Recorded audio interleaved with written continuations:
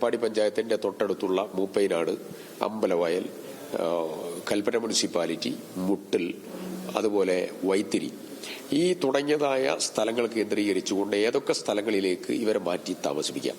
അതിൽ പ്രയോറിറ്റി സർക്കാരുമായി ബന്ധപ്പെട്ടതായിരിക്കുന്ന പ്രധാനപ്പെട്ട സ്ഥലങ്ങൾ ഏതെങ്കിലും ഉണ്ടെങ്കിൽ അത് കഴിഞ്ഞ് അവർക്ക് സുരക്ഷിതമായി നല്ല രീതിയിൽ താമസിക്കാൻ പറ്റുന്ന കംഫർട്ടബിൾ ആയിട്ടുള്ള സ്ഥലം, അതിന്റെ കണക്കെടുപ്പ് പ്രപ്പോസലാക്കാൻ തീരുമാനിച്ചു.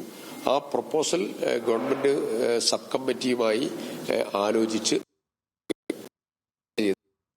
ഒരു നടപടികളാണ് ആലോചിച്ചിട്ടുള്ള ഒരു കാര്യം. വേസ്റ്റ് മാനേജ്മെന്റുമായി ബന്ധപ്പെട്ട് മന്ത്രി നേരിട്ട് അതിന്റെ കാര്യങ്ങൾ ചർച്ച ചെയ്തുകൊണ്ടിരിക്കുകയാണ്.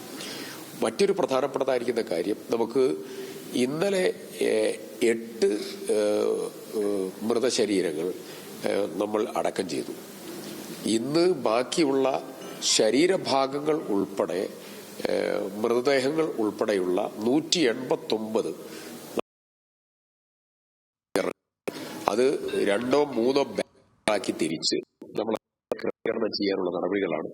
ഇന്നലെ കുടുംബങ്ങളുടെ സർവമത പ്രാർത്ഥനയുടെ എല്ലാ സർക്കാർ, ലോക്കൽ ബോഡി ഉദ്യോഗസ്ഥർ എല്ലാവരുടെയും ജനപ്രതിനിധികൾ എല്ലാവരുടെയും സാന്നിധ്യത്തിൽ പൂർണ്ണ കൂടി നമുക്ക് ആ നിർവഹണം നടത്താൻ സാധിച്ചു.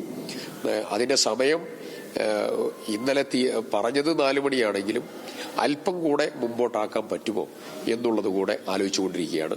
ആദ്യം അൺഐഡന്റിഫൈഡ് ആയിട്ടുള്ള ബോഡീസ് ആദ്യം അടക്കം ചെയ്യലും, അത് കഴിഞ്ഞതിന് ശേഷം ശരീരഭാഗങ്ങൾ അടക്കം ചെയ്യാനുള്ള നടപടികളെ കുറിച്ചുള്ള ആലോചനയാണ് ഇപ്പോൾ പൂർത്തീകരിക്കുന്നത്.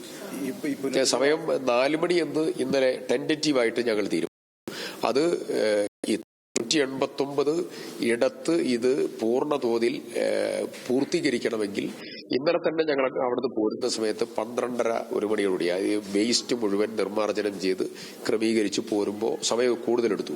അപ്പോ അത് 8 ബോഡിയുടെയാണ് ഈ സമയം നമ്മൾ എടുത്തത്.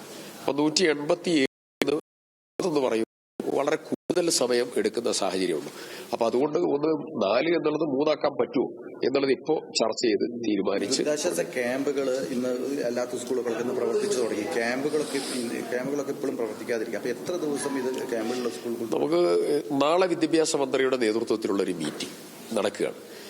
ഇന്ന് DDയോട് അത് സംബന്ധിച്ചതായിരിക്കുന്ന ഒരു പൂർണ്ണമായിട്ടുള്ള പ്രപ്പോസൽ തയ്യാറാക്കാൻ വേണ്ടി ആവശ്യപ്പെട്ടിട്ടുണ്ട്.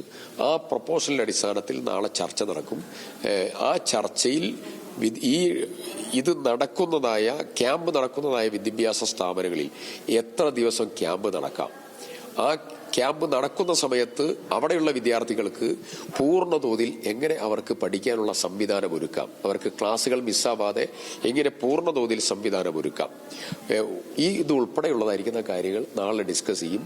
അതോടൊപ്പം പൂർണ്ണ തോതിൽ ക്ലാസുകൾ ആരംഭിക്കാനുള്ള സമയക്രമം ഉൾപ്പെടെ നാളത്തെ മീറ്റിംഗോടുകൂടി ഉണ്ടാകും എന്നുള്ളതാണ് പ്രതീക്ഷ. മറ്റൊരു പ്രധാനപ്പെട്ട ഘടകം, ഈ ക്യാമ്പുകൾ പ്രവർത്തിക്കുന്നതായ എല്ലാ സ്കൂളുകളിലും കുട്ടികൾക്ക് കാർട്ടൂൺ ഉൾപ്പെടെയുള്ള കാര്യങ്ങൾ കാണുന്നതിന് വേണ്ടിയിട്ടുള്ള ബിഗ് സ്ക്രീൻ TV ഇന്ന് അതിന്റെ കൂടെ തന്നെ കിഡ്സ് കോർണർ ഉണ്ടാക്കാൻ വേണ്ടി എല്ലായിടത്തും ഡയറക്ഷൻ കൊടുത്തു. അതിൽ പ്രത്യേകമായിട്ടുള്ള ഇനീഷ്യേറ്റീവ് ഞങ്ങളൊക്കെ തന്നെ എടുത്തു. അത് കഴിഞ്ഞതിന് ശേഷം അവർക്കുള്ള ടോയ്സ്, അവർക്കുള്ളതായിരിക്കുന്ന മിഠായികൾ, അവർക്കുള്ളതായിരിക്കുന്ന ബിഗ് സ്ക്രീൻ TV ഉൾപ്പെടെ ഇന്ന് എല്ലാ 18 റിലീഫ് ക്യാമ്പുകളിലും ഇന്ന് വൈകുന്നേരത്തോടു കൂടി എത്തിക്കും. 189 ഇന്നടക്കം.